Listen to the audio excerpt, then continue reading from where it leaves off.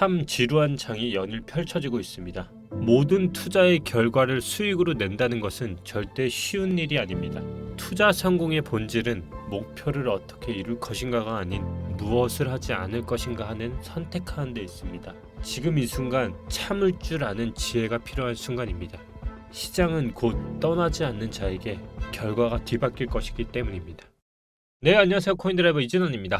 현재 시간 2024년 6월 3일 오후 3시 21분입니다. 지난 시간에 여러분들 다 기억나시죠? 바로 주봉은 음봉, 정확하게 또 예측대로 갔습니다. 그리고 토요일날 이런 전달 영상을 남겼습니다. 바로 이제 주봉이 딱 이 방향성을 줄 텐데 어디까지 줄 것인지가 참 궁금하다라고 말씀을 드렸는데요. 첫 번째 포인트, 바로 저점을 깨는 포인트가 나오는지, 아니면 우리가 매수를 기다리고 있는 이 2분의 1까지 이 부분을 중점으로 보라고 했고요. 깨지지 않는다고 하면 일봉상 어떻게 된다 했죠? 바로 이런 식으로 일봉상 그림을 만든다 했습니다. 그러면 여러분들이 이제 궁금한 거는, 그러면 진아님 말대로 주봉이 이제 음봉이 나왔다는 거 알겠어요. 그럼 또 이번 주 주봉은 어떻게 예상하세요? 라고 하실 수 있죠.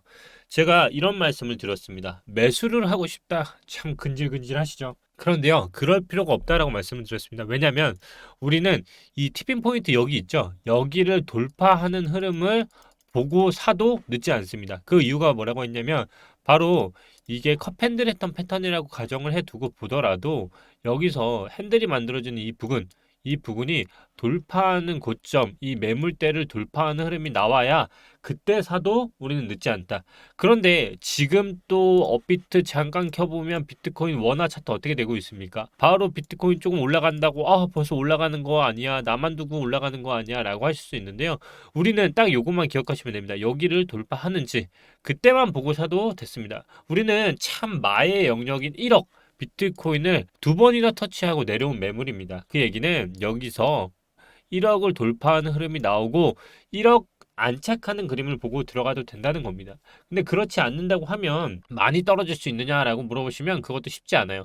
그 얘기는 결국 이번 주는 정말 간략하게 요약을 하면 또 이겁니다. 이번 주는요, 쉽게 말하면 어떻게 가느냐의 문제일 뿐이지, 이번 주는 뭐가 됐든 올라가든 내려가든 결국 버티는 흐름밖에 지금 나올 수 없는 꽉 끼었고요, 차이가. 그러면 결국 오늘 남아있는 게 뭐냐? 고용지표죠. 고용지표에 대한 결과가 분명히 또 나올 텐데, 시장은 흔들릴 수 있다. 하지만 시장을 흔들기에 앞서서 차트는 어떤 모양으로 나올 수 있느냐를 먼저 예측해보면, 현재 주봉의 음봉을 나왔고 이번 주에 나올 수 있는 봉에 대해서 예측을 해보면 이겁니다. 과거 이더리움이 지금 주봉으로 마감을 한 것처럼요, 또 다시 상승을 하기 위한 봉으로서 과거 나왔던 것처럼요, 보이시죠? 제가 자주 언급하는 이 패턴, 위아래로 터는 이 봉 있죠? 이 봉이 나올 가능성만 염두에 두고 그 다음 봉 뭡니까? 상승이죠.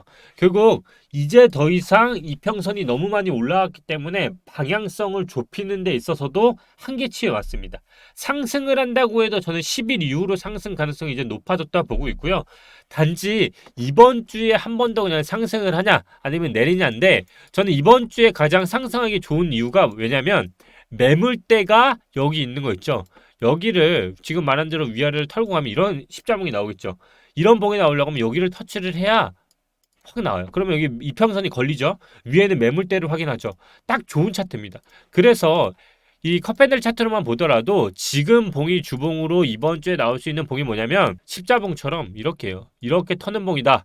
그러면 다음 주에 거의 무조건적으로 10일 이후에는 상승 가능성이 높아집니다. 그렇기 때문에 이번 주는 뭐다? 올라가면 윗꼬리를 달릴 가능성이 높고요. 내려가면 땡큐. 저번 주랑 비슷하지만 조금은 다릅니다. 왜냐면 저번 주는 이번 주까지 횡보를 예상했기 때문에, 근데 이번 주는 이제 더 이상 이평선이 너무 많이 올라와서 지지를 받쳐주는 공간이 보세요. 다 올라왔습니다. 이 얘기는 내려가더라도 비춰주고 올라가더라도 매물대 맞는 딱 박스권 중에서도 시간 수렴, 다음 주부터는 올라와서 지지받고 그냥 쏠 수 있는 차트가 만들어졌다 이겁니다. 결국 이번 주에 내가 그러면 진원님 말씀대로라면 지금 위치는 반반에 딱 걸리는 위치 아니요? 라고 하실 수 있죠. 딱 맞습니다. 지금이 딱 반반 위치이기 때문에 지금 이미 주봉이 한 주 끝난 입장에서 보면 지금은 최소한 30% 이하까지는 매수를 하더라도 더 분할 매수하기엔 굉장히 좋은 위치라는 겁니다. 그런데 안타깝게도 딱 좋다는 겁니다. 왜냐면 지금 시장에 많은 것들이 거래량을 보도 그렇고 많이 떠나고 있습니다. 하지만 그럼에도 불구하고 오늘자 미국 비트코인 현물 ETF 시장이요. 지난주까지 3주 동안 순유입세를 유지하고 있습니다. 지금 조금씩 과거보다는 적지만 지금 조금씩 누군가는 상승을 위한 도약을 하기 위한 준비를 하고 있고요. 하지만 안타깝게도 알트코인들이 참 죽을 쓰고 있죠. 근데 어떤 일이 일어났습니까? 제가 계속 말씀을 드렸죠. 이미 6월 초까지는 알트코인 투자 굉장히 신중해야 한다. 그 이유가 뭐라 했습니까? 지금 굉장히 많은 알트코인들이 상장 폐지가 되고 있습니다. 오늘 바이낸스 기사 보십시오. 오미세고 웨이브 램 상장 폐지됐습니다. 다 어떤 코인들이었습니까? 다 유망하다 뭐다라는 코인들 많았죠. 근데 이거 제가 이 중에서 벌써 두 개는 찝어드렸죠. 오미세고 웨이브 사면 안 된다. 차트가 이미 다 망가졌었다. 라고 한 것처럼요. 상장 폐지 코인들이 이제 슬슬 나오기 시작했습니다. 이미 업비트에서도 그런 소리 많이 나왔었고요. 빗썸도 마찬가지였습니다. 얼마나 그랬으면 시세 조정설까지 나왔었습니까?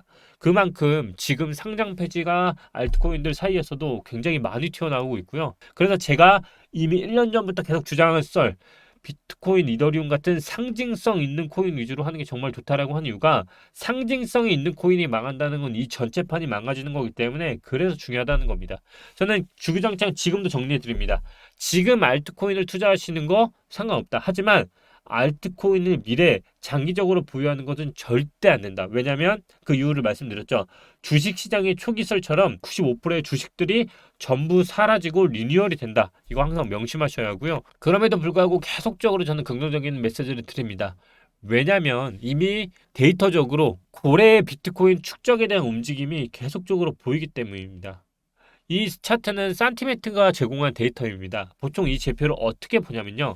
역사적으로 상승 신호가 나올 때 이 차트를 많이 보는데요. 보통 이 지표를 어떻게 보냐면 상승을 한다라고 예상할 때가 보통 최소 10BTC 이상을 가진 암호화폐 지갑수가 증가하고 있을 때 이 차트가 움직이기 시작합니다. 그러면 10BT면 얼마입니까? 지금 9,500만 원이죠. 그 얘기는 평균적으로 10억 이상을 보유한 암호화폐 지갑수가 증가할 때 이 지표가 상승하는 국면에 돌입했는데요. 이게 축적이 되면 암호화폐는 빠른 시일 내에 상승으로 턴을 하고요.